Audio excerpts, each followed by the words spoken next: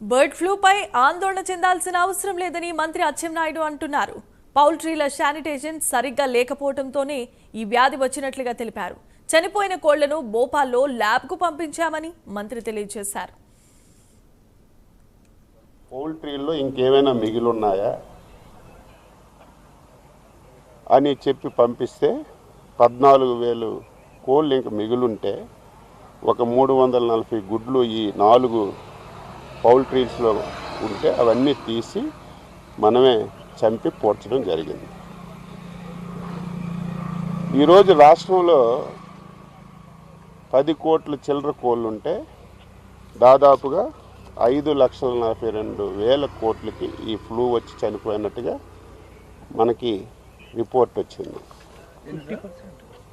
5,42,000 టోటల్గా ఉన్నవి 10,78,00,000.